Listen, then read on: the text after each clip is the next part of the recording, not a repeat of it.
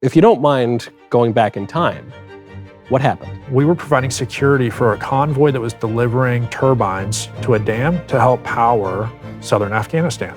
There's not a warning when your life is about to go up in flames. I had 3 sensations. My truck got blown in the air, and so I felt this sinking feeling into my seat. The blast overpressure made everything go silent. And in a moment, I suddenly realized who I was. I threw my arms in the air in a moment of desperation that was true conviction that I needed God. And I screamed, "Jesus, save me." And I had these 3 final thoughts. How long is it going to take to burn to death? What's the transition from this life to the next going to be like? And I made the decision to give up the will to live. The miracle then came.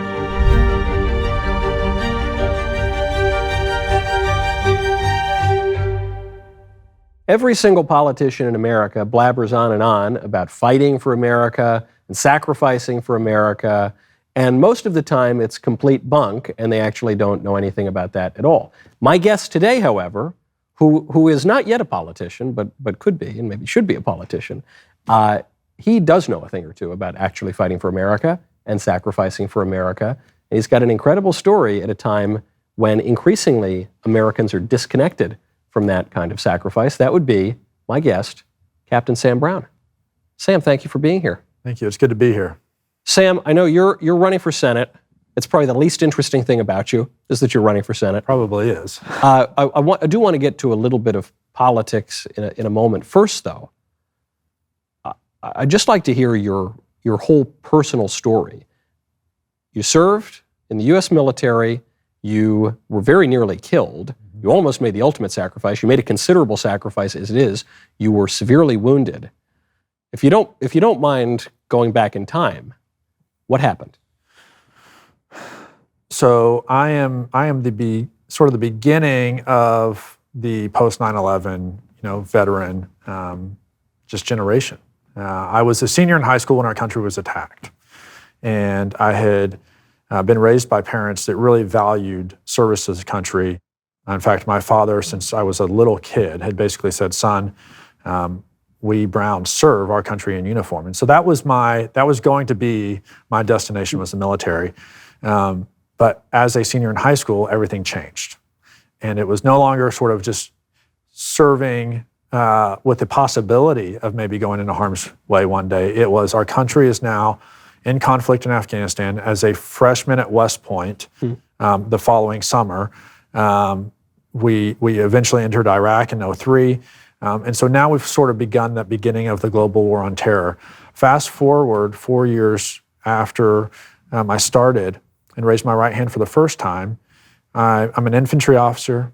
I go through Ranger School, Airborne School, all those things that, when you're 23 years old, you're 24 years old, you're just kind of proving to yourself how invincible you are and how much you know. And it was with that sort of background, that training, that education that I, in 2008, was leading an infantry platoon in Afghanistan. And we were this was a phase of warfare, you might recall, where we really had this kind of winning hearts and mind strategy. And as part of that, specific to our mission, we were providing security for a convoy that was delivering turbines to a dam to help power southern Afghanistan. Literally, there was the Kajaki Dam on the Helmand River. And so that was our mission on this particular day, was to ensure that this equipment and the people who were going out there to work on that got there safely. And some friendly troops came under fire. We were the closest ones to them. And so as the ambush sort of escalated and they requested support, I maneuvered part of my platoon to go support that. The rest of my platoon stayed in place to kind of maintain security.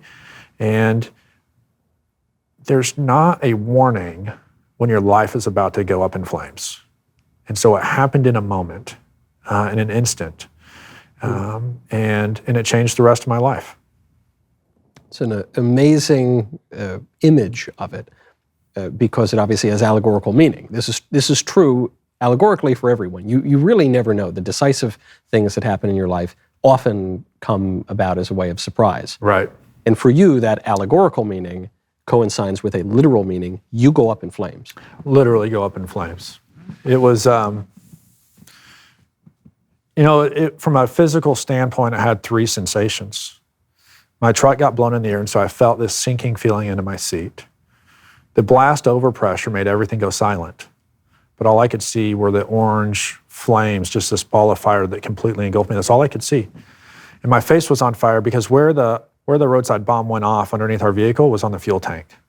And so as it blows up, I'm soaked in diesel fuel. I'm now this human torch. And Michael, what I realized at that moment, as I just described myself, I'm a young 24-year-old guy. I've gone through West Point. I've gone through Ranger School. I feel like I'm invincible. I feel like I know everything. And in a moment, I suddenly realized who I was. And I am weak. I could not even guarantee my own life would extend past the next 60 seconds. And so I threw my arms in the air in a moment of desperation that was true conviction that I needed God. And I screamed, "Jesus, save me." And there was no miracle in that moment. There was no, gush of wind that just extinguished the flames. I had to fight. And I stopped, dropped, and rolled, couldn't put out the flames. I'm soaked in that diesel fuel. I'm just burning and burning. The only thing I can hear is my own voice. It's a haunting scream when a man believes he's dying. You can't recreate it. And I'm screaming for God. I'm screaming for my mom. Another sign, at least for a young man, if they're screaming for their mom, they believe they're going to die. Yeah. And I got to this place where I realized I couldn't get these flames out. And I had these three final thoughts. How long is it going to take to burn to death? What's the transition from this life to the next going to be like? And I made the decision to give up the will to live. The miracle then came right after I gave up the will to live. Because at this point, death is now going to actually be a relief. Right. And I heard the voice of one of my soldiers. He said, "Sir, I've got you." And it cut through everything. And I suddenly had hope in a bizarre peace that I knew I wasn't going to die. And I can, even before being airlifted off the battlefield, I knew that there must be a purpose for my life, because it should have, in my view, I should have passed away in that moment. But the fact that I'm here means there's still purpose and a mission for me.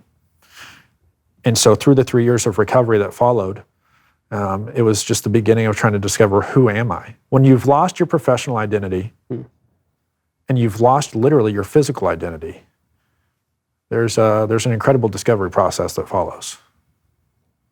It reminds me of a verse of Scripture. St. Paul says, "Cupio dissolvi," I wish to dissolve. It's no longer I who lives, but Christ who lives in me. And again, you're experiencing this literal version. Your physical identity is melting away. Yes. So and certainly everything you thought about yourself. So you say you call out for your mother, which is a very natural reaction, and you call out for God. Were you raised religious? I was raised in a Christian home. We would go to church Sunday, Wednesday, do Bible studies. And what I learned about myself at that moment, Michael, is that my practice of faith was an acknowledgement of something, a historical fact, if you will. It was recognizing that this man named Jesus was born.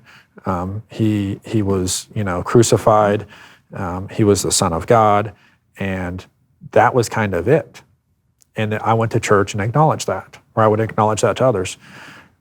What happened that day is I finally yielded myself to my Creator. I yielded myself and had an absolute conviction that my life is here to be in service and obedient to God, not to myself. And I didn't understand that before. And so some people might call it having head knowledge versus heart knowledge. Others might call it being a bondservant to God.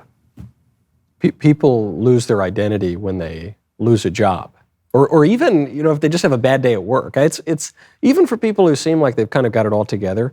The stock market goes down. They say, "Who am I? I don't know who I am anymore," because you find your identity in all of these contingent things. I love what you say there, that the historical fact of it all, because Christianity, unlike other religions, is a historical religion, right? The Son of God is incarnate at a specific time, in a specific place, under a specific empire, does specific things, talks to specific and tangible people. Right. You've got one of your soldiers says, "Sir, I've got you," and he is this medium of your seemingly miraculous salvation, or being brought right from the brink. So all of this is happening in a matter of minutes, I would imagine.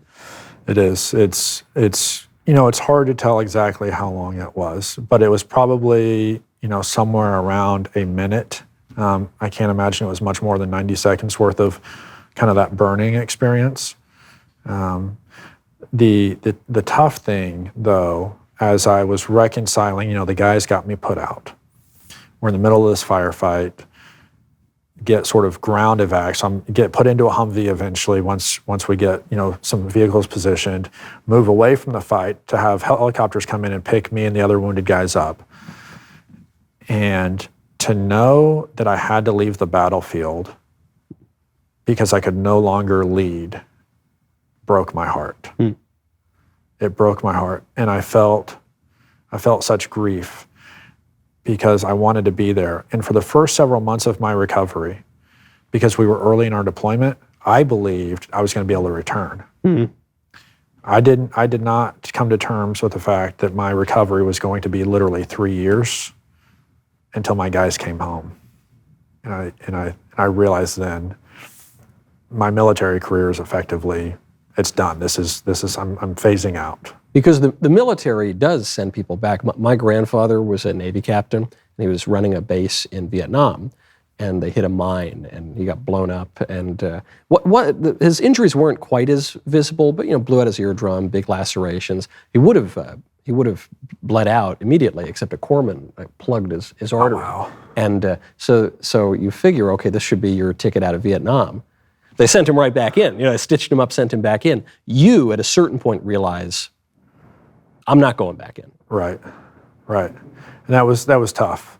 It was really tough because, again, there was a part of me that didn't want to have to accept the fact that these wounds had physically limited what I could do. Yeah.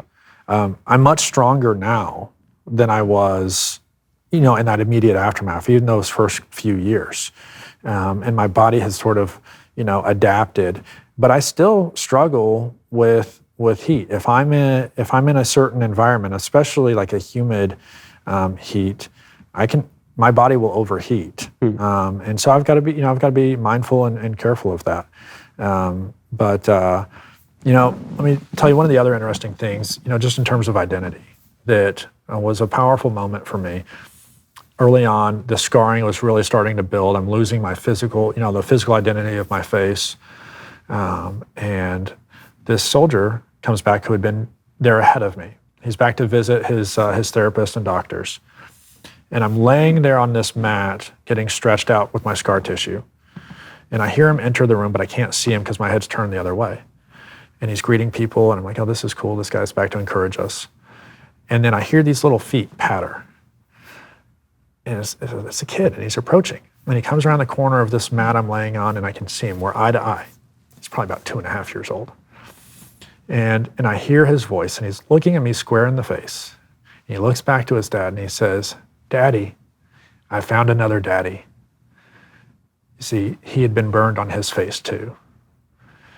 And this was at a time where I was really struggling on whether or not could I ever have a family. Would anyone ever love me, see through my scars, see through just through what had become of me physically, and give me an opportunity to be a husband and to eventually be a father? And when I heard those words from that little child, "Daddy, there's another daddy," he didn't see his dad as anything other than just a dad and love. And that was a powerful moment for me. Especially with a kid, because you never know what a kid's going to say. Is he going to just say he's, scared of how you look or something? No, it's the opposite, actually. Yeah. So at this time, you're not married. No. So this is fairly early on. What I didn't know at this time is I had already met my wife. She worked in the ICU, albeit kind of in the background. And so she was in the Army. She was a dietitian on the burn unit. I didn't realize this, but if someone's being fed through a tube, there's a lot of chemistry going on there, and they have dietitians that are part of that. And so that was what she did. And she knew exactly who I was. I hadn't yet met her. And so we meet a few months later, and I couldn't have imagined that through this journey I would find a woman who loved me, and we now have been married for a little over 15 years and have got 3 incredible children. That's an amazing story, it makes sense in that in the regular world, especially. I read something like 1% of Americans serve in the military. So it used to be 1 or 2 generations ago, everyone at least had some family member or someone who had served. Now that's increasingly not the case, but your wife is used to seeing people who have been injured on the battlefield. So it's really not a shocking thing. She's, in a way, of course she's the kind of person who immediately sees through that. These are, superficial wounds. Right. It's almost as if she was, kind of prepared for it. And, what I did not know when I first met her, but learned soon after, is Amy was coming through her own trauma in her life. And so we got to know each other at a time where we could really lift each other up, build each other up, begin a spiritual journey together, because Amy had been in a relationship that led to an unexpected pregnancy, and she was not grounded in her faith to a point to be able to make a decision that she now regrets having had an abortion.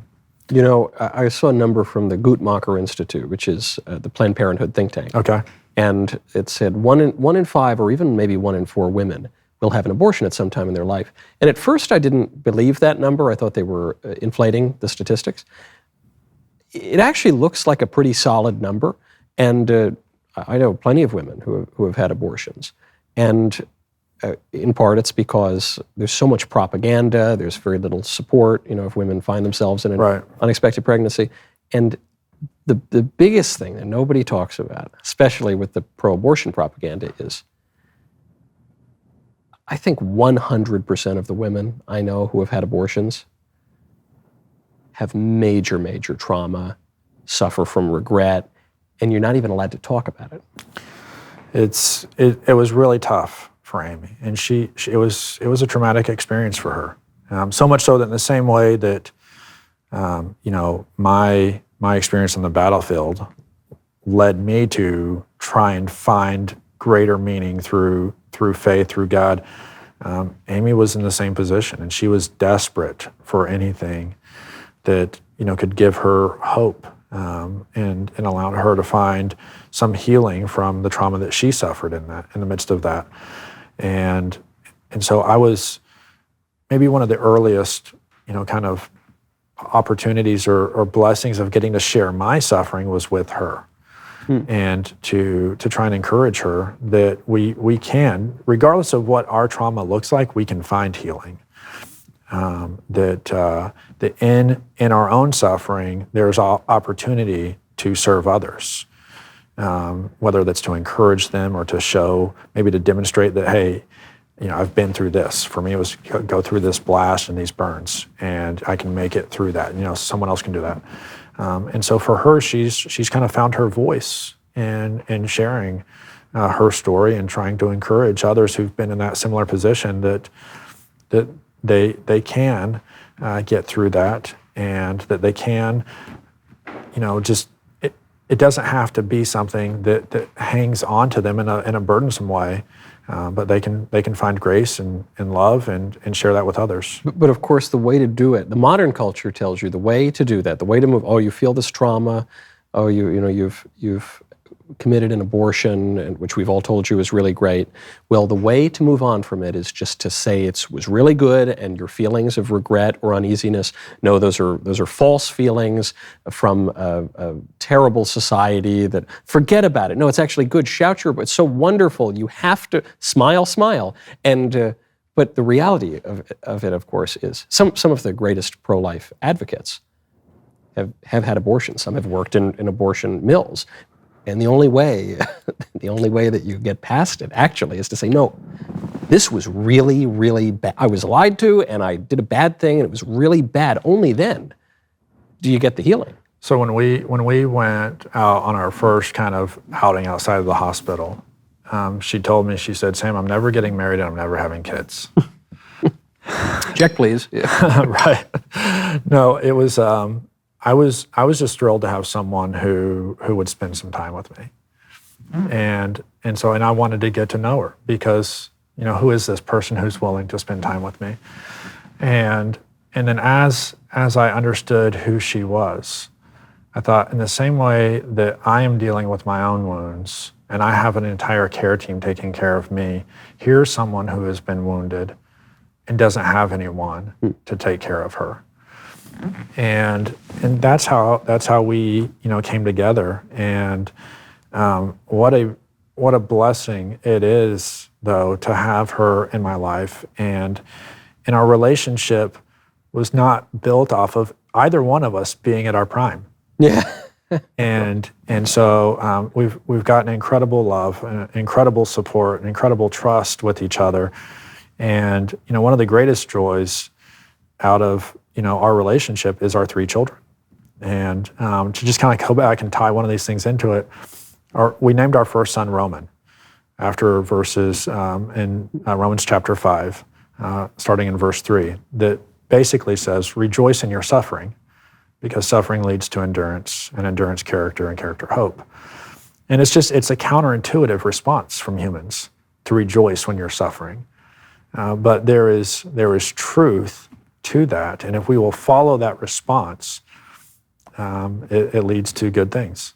Yeah, of course. Yeah, I mean, now it's kind of lost in the modern culture, but there's this idea that suffering is actually sanctifying, that it actually can help you grow in holiness. I think C.S. Lewis said suffering is not morally good or morally bad in itself. It's actually one's reaction to suffering, which can be morally edifying or morally destructive. Right.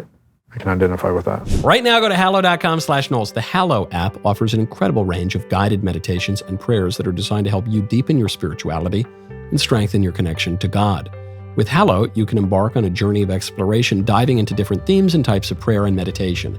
For the 3rd year in a row, Hallow is having their wildly popular Saints in 7 Days Prayer Challenge, where over the course of 4 weeks, you will journey through the life of an incredible saint, learning more about that saint's faith, that saint's story, and that saint's ultimate surrender to the will of God in his or her life. The challenge will kick off August 5th. Saints in 7 Days goes deep into the lesser-known parts of a saint's life to show that while their journeys to sainthood were filled with God's grace and glory, they also included human struggles, great suffering, mistakes, and a profound need for God's mercy.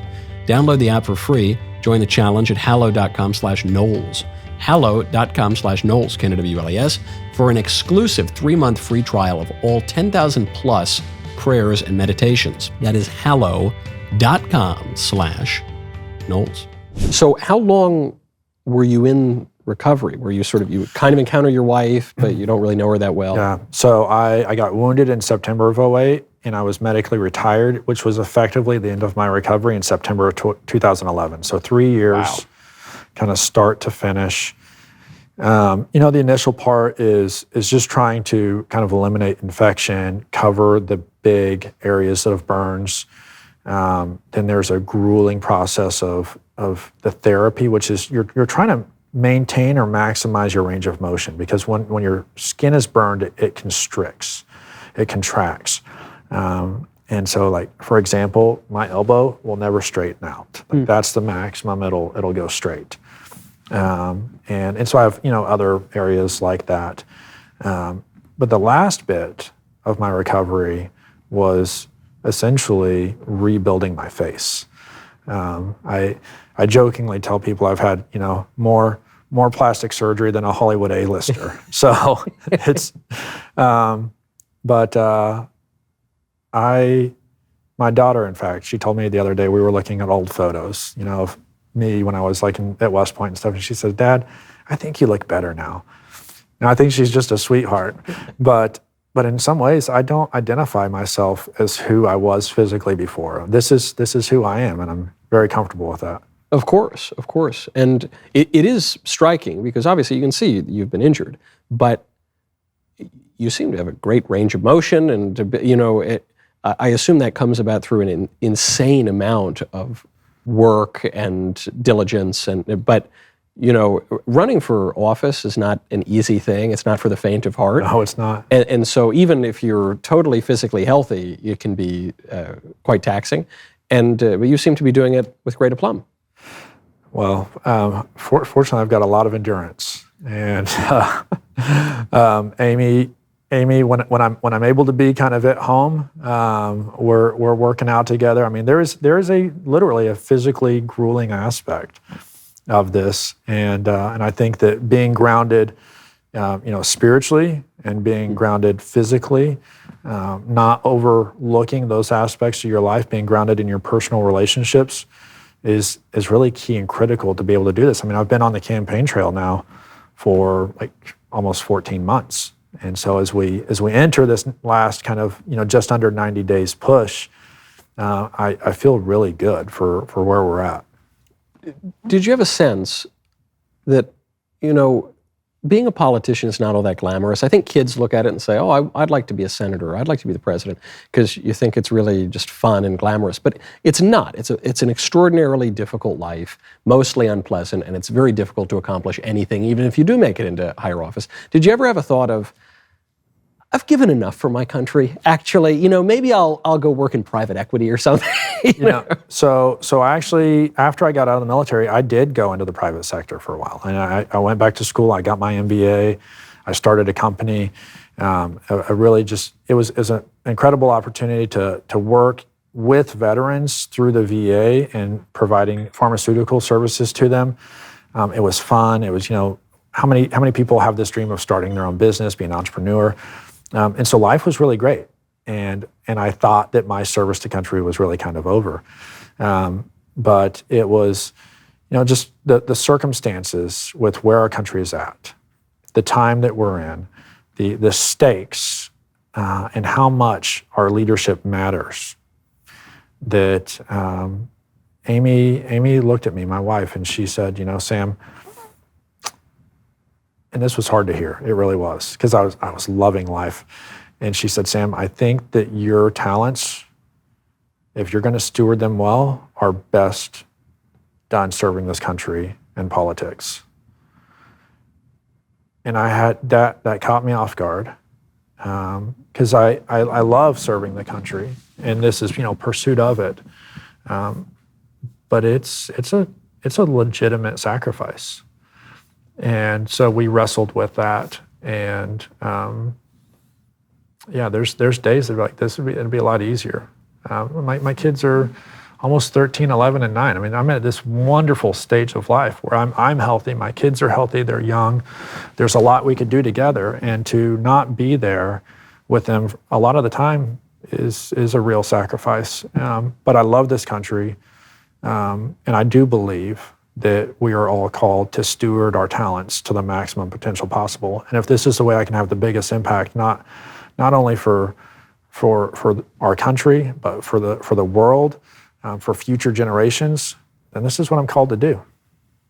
That is the biggest sacrifice, is you just don't get to see your kids as much, and your wife as much as you'd like to.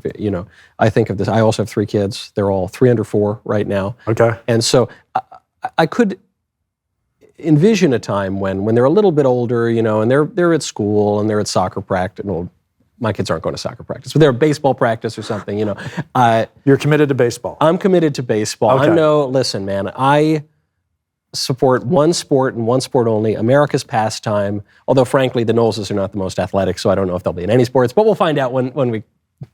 Parenting. I'm dead serious. Just remember this. Yeah. Brazilian Jiu-Jitsu. I'm serious. I'm serious. I got my kids involved in it, and we're a one-sport family, basically. Yeah. Because I believe in trying to help simplify things, but I wanted my kids to know how to suffer at a very young age, to be strange, to be beat by people they didn't think they'd be beat by, for things not to seem fair, to build endurance, to build that character. And how many people get to actually make something out of their baseball career, whereas if you know how to defend yourself or defend others, that could literally be the difference between life or death down the road. That's true. I was this close to the Yankees in my own mind, but it's true. Most people are, not going to go very far in that. So I like that idea. I like that idea also because people say it's very instructive, it's very educational to be punched in the face. That maybe if more people and more of our leadership had ever been punched in the face even once when they were a kid, maybe they would have a better political vision. Right. So sorry to cut you off, but I just couldn't miss the dad to dad. I like that. No, I really like it. The only mixed martial art I've ever tried, or single martial art I've ever tried, was Krav Maga, as I called it, you know, or Jiu-Jitsu, as they say. A friend of mine was really into it, so I said, okay, I'll try it out. But in any case, that is a huge sacrifice that you don't, when your kid comes home, runs to the door, daddy's home, that's a really lovely part of the day. So you're willing to make it. I love even invoking the parable of the talents. You don't want to be a guy who buries your talents into the dirt because things don't work out for that guy and he ends up where there's wailing and gnashing of teeth. So, okay, you're going to run. Now let's fast forward 25 years. You've been in the United States Senate. Who knows? Maybe you're president at some point. What have you done? You've survived this amazing moment on a battlefield. You're dying at a ripe old age of natural causes. What goes in the obit?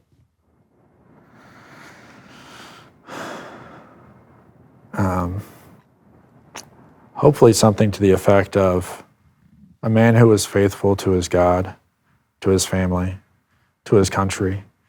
I feel a burden or a calling to give hope because I know the power of receiving hope.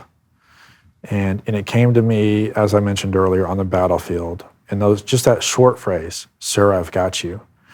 And just knowing that someone was there for me, who, by the way, was putting himself at risk, because we're out in the middle of this firefight. He'd also been burned as he was in the vehicle with me. Someone who was wounded, putting themselves at risk, but still thinking about me, not knowing if he was going to be able to save my life or not. And those words, it's words with action. It's words with action that delivered the hope. If he just was over on the side and yelled, "Hey, sir, I've got you," It'll be okay, man. there's no follow through. It says who? Right.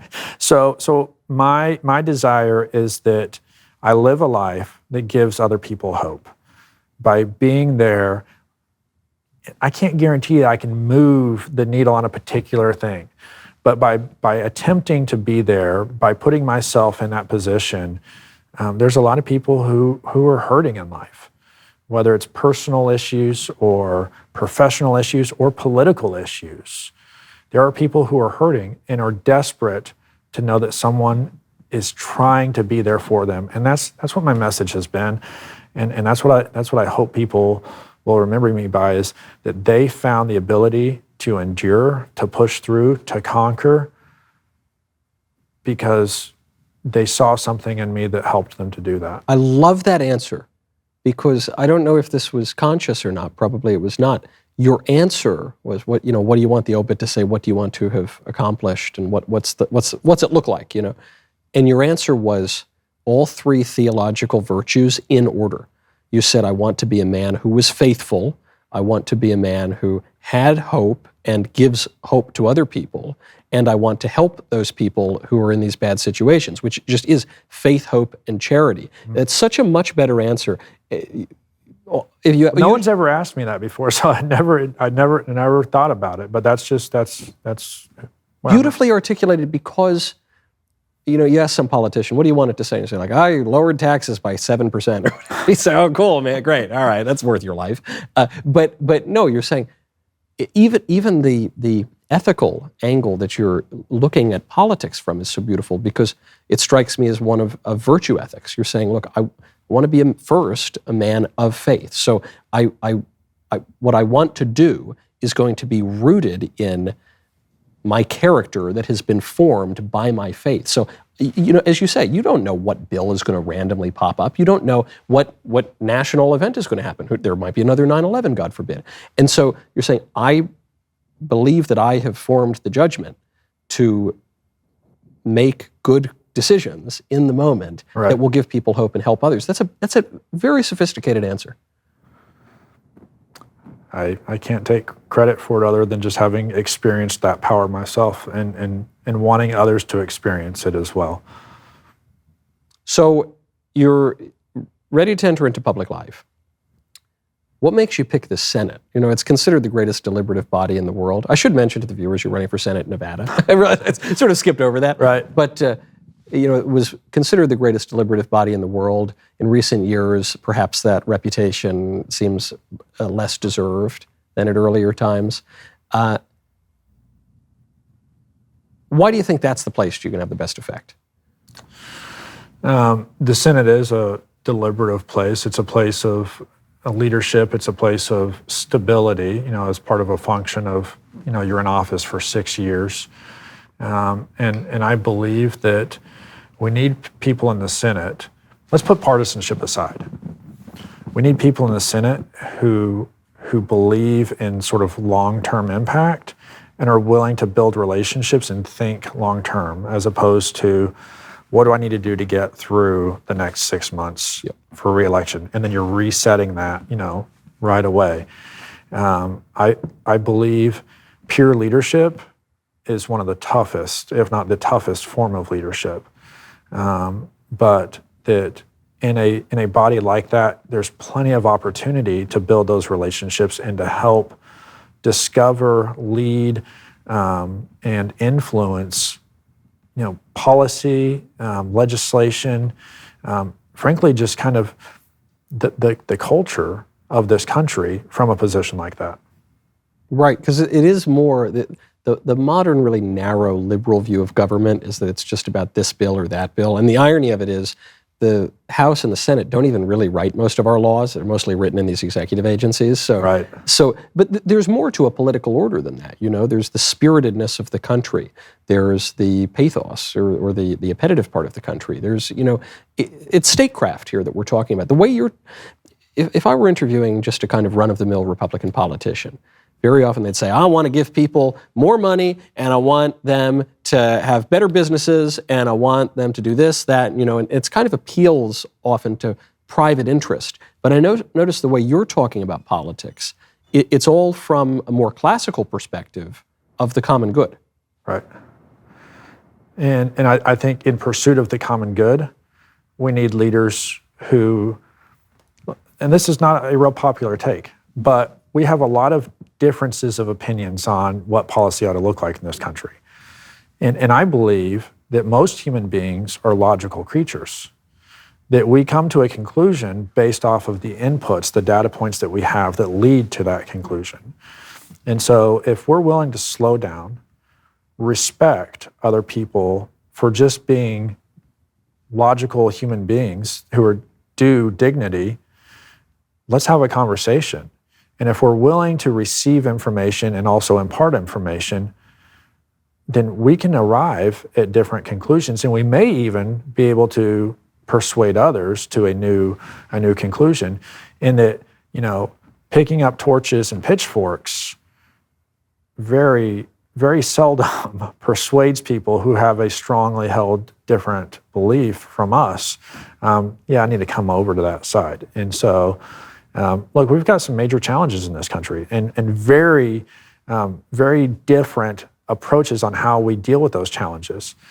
But we need leaders, and I think this is one of the things I mentioned earlier. You know, I'm kind of at the leading edge, if you will, of this generation of kind of post 9/11 veterans. What I saw in the military was people who were focused on a mission and focused on the people around them. There was no partisanship that I recall. You know, we weren't sitting there talking about this or that, you know, this party, that party, this policy, that policy. And I think there's an opportunity coming up very shortly. We already have some post 9/11 veterans in Congress right now.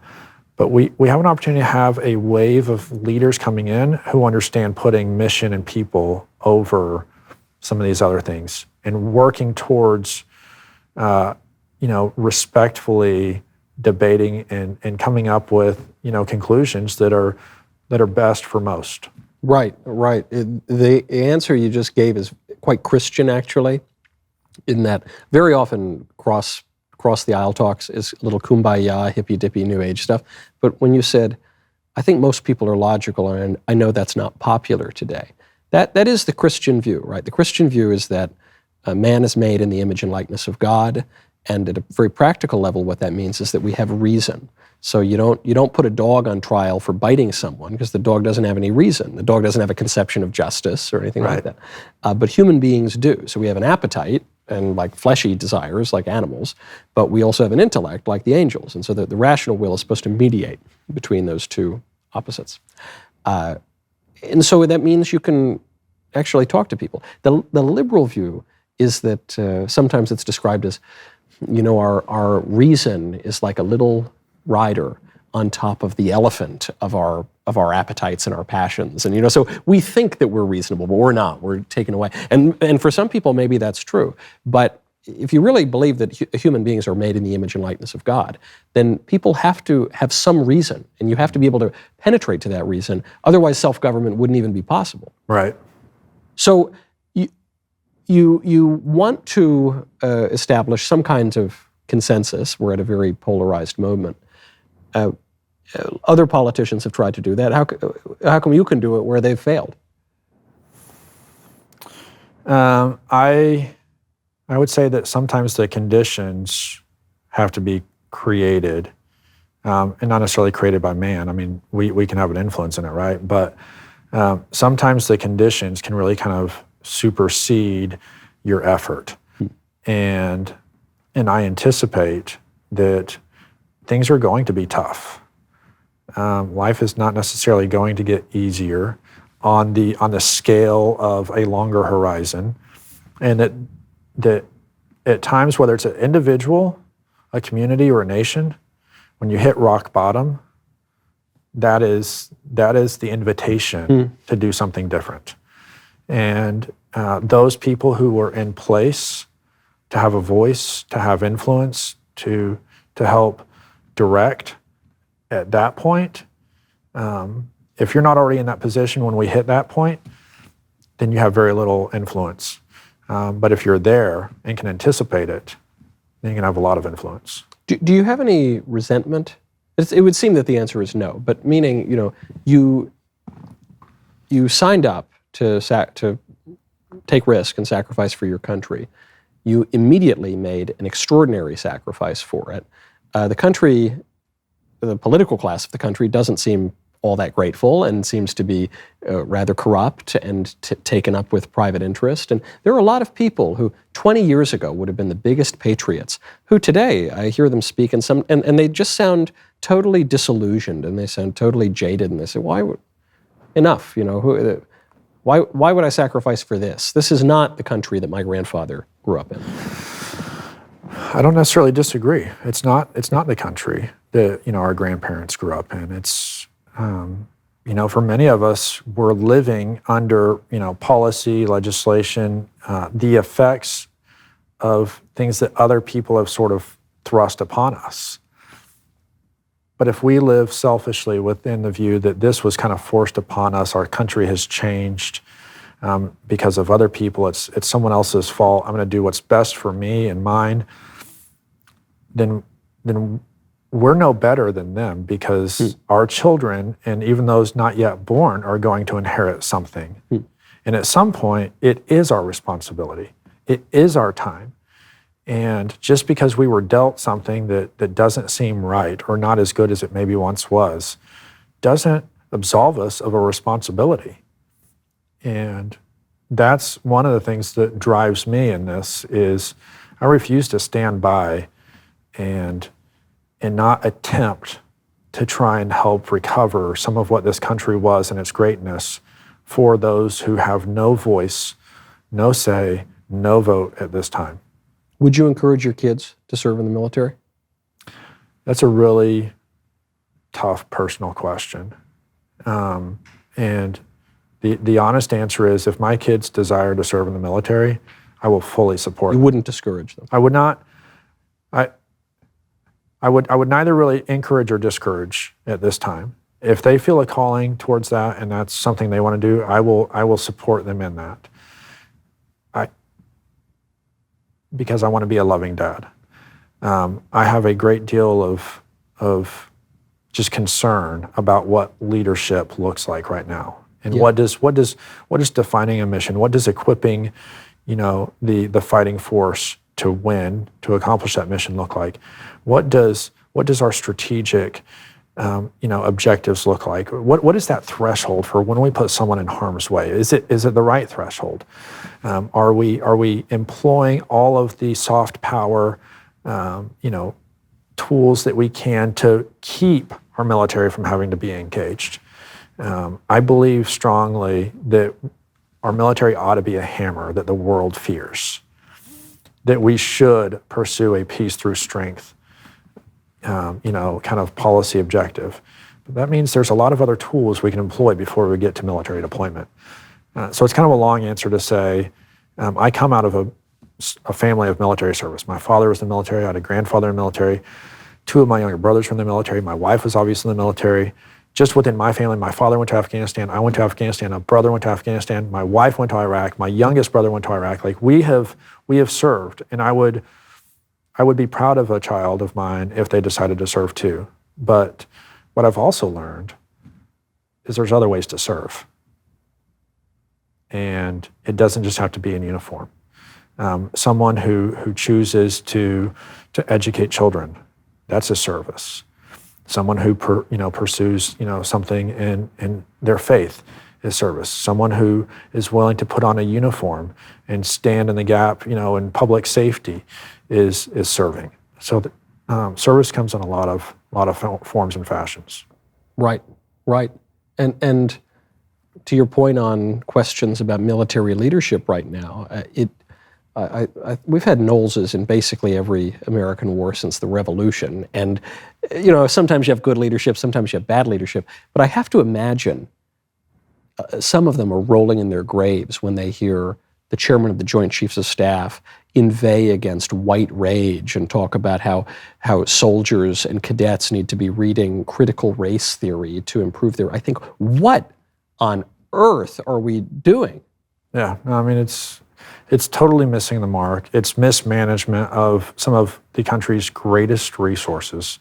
I'm talking about money. I'm talking about the potential of these lives to be focused on those things. Should I be in a position to influence that, to lead that? We have got to get focused on, training young leaders to accomplish a mission, to make rational, logical decisions, to take care of their soldiers.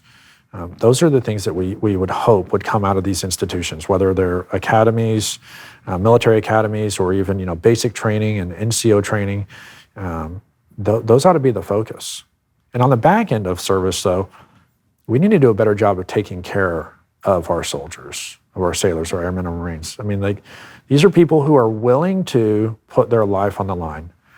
And there are things that we can do to ensure that as they exit that phase of life, that they're equipped, they're ready to engage just as meaningfully in the next phase of life. It is infuriating I've had veteran friends. I've heard them on the phone with the VA, Mm-hmm. and I understand they've tried to make some improvements to the VA, and I'm not painting with too broad a brush, but it makes you want to pull your hair out on their behalf. And you think the amount of money we blow in this country on just stupid nonsense without even batting an eyelash, right? And the VA doesn't work. What an upending of priorities. I saw something interesting the other day. I believe it was Bill Ackman was commenting on someone sort of questioning what does philanthropy look like, and this commitment out of this class of billionaires to commit a certain portion of their wealth to philanthropic needs. And he made a really fascinating point. He said, take so and so, and I won't say who it was, but take so and so and all of their wealth that was essentially just given to them. Have they done more than the for-profit endeavors of someone like Elon Musk and what he's done with Twitter, right, or what he's done with Tesla or SpaceX? And it posed a question I had never contemplated. Can you actually potentially do more good through just private enterprise or business endeavors than you can out of just purely philanthropic money, gives to different organizations. And it's a fascinating question, one I think that we should be thinking about, and maybe we ought to be praising those entrepreneurs who are out there trying to build something meaningful, even more so than the people who are going to write a big check to a nonprofit enterprise. Of course, because there are good nonprofits out there, few and far between. New Year's Eve comes, you want to give out a little bit of money maybe to some.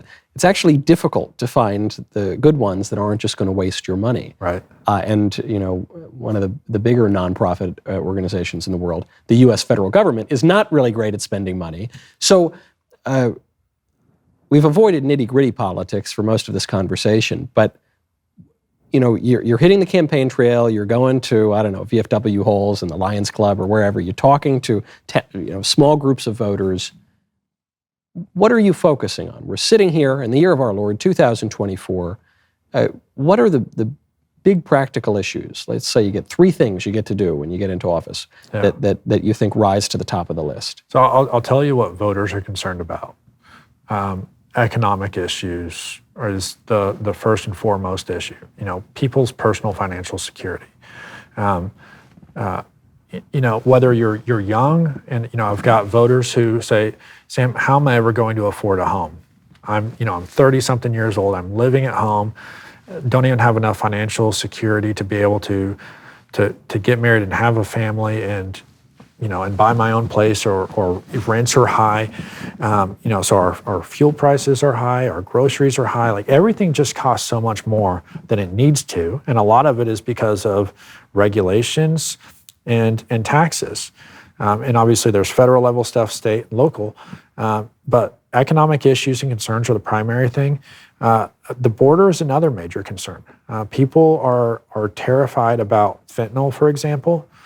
This is one of those things that no one knows when. It's almost like lightning. Like, when is it going to strike? Yeah. It doesn't care what class you are, what race you are, what where you go to school. This is really terrifying to me because my wife and I were never really into drugs. Even the jazz cigarettes never really interested us.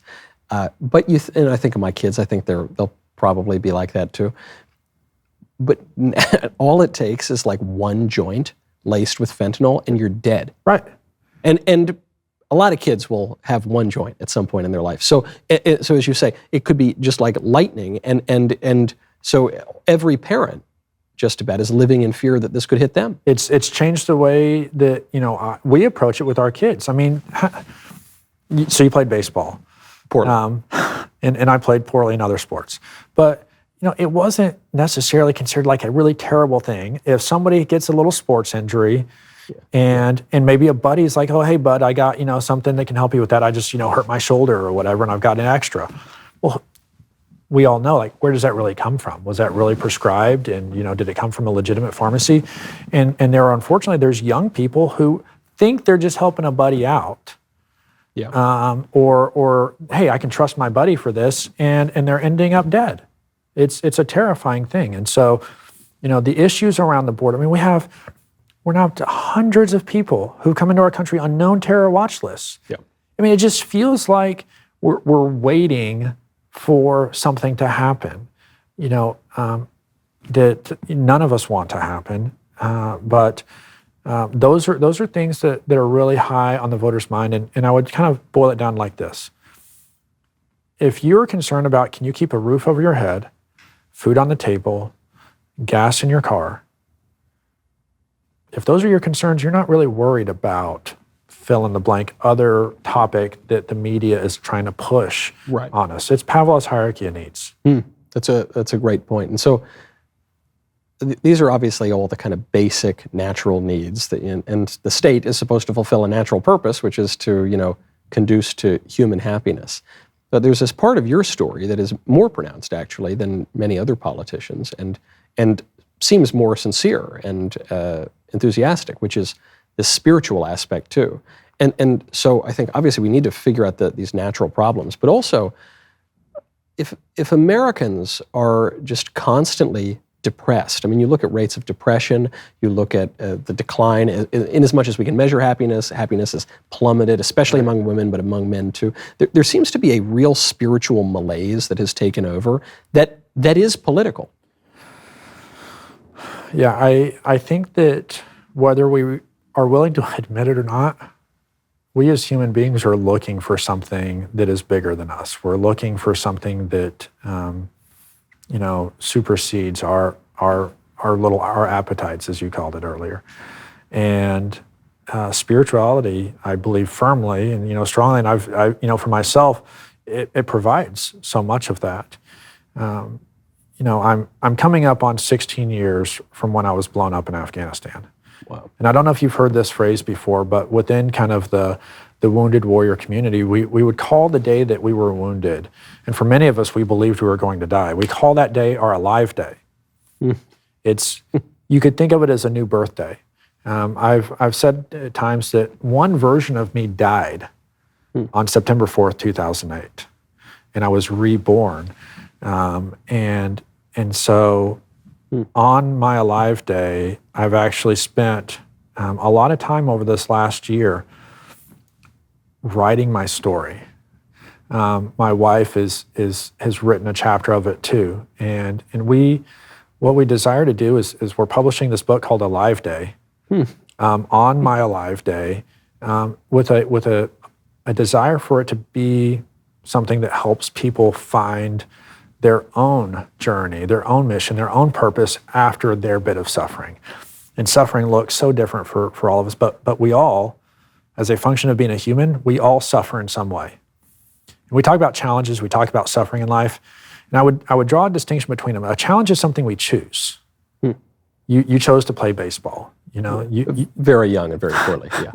I chose to try and go to a military academy. You've chosen to become a significant figure, on a platform like this. I've chosen to try and run for the United States Senate. Those are challenges we choose. But suffering is something we don't choose. And we don't have a way of escaping it. Both are meaningful. But my book, Alive Day, and if anyone wants to learn more about it, alivedaybook.com, has all the pre-sale information and stuff like that. But my hope is that people will be able to sort of distinguish between those two and find the inspiration to push through their suffering to something that ultimately provides them joy, purpose, and meaning. I love it. So many political memoirs are, like the freedom to have courage to stand up for freedom and be free. With an eagle. With an eagle on your shoulder. And I love that. That's a really beautiful title, and it seems to have more substance to it, which I really like. It's not a political book. Not at all. It really isn't. I love it. And a thing I really like about your campaign is it seems to have more substance to it than many political campaigns. But speaking of suffering, if I do not allow you to leave the studio right now, I will suffer from your staff who want to get you back on the campaign trail. Sam. Michael, thank you. Thank you so much for coming in. Appreciate it.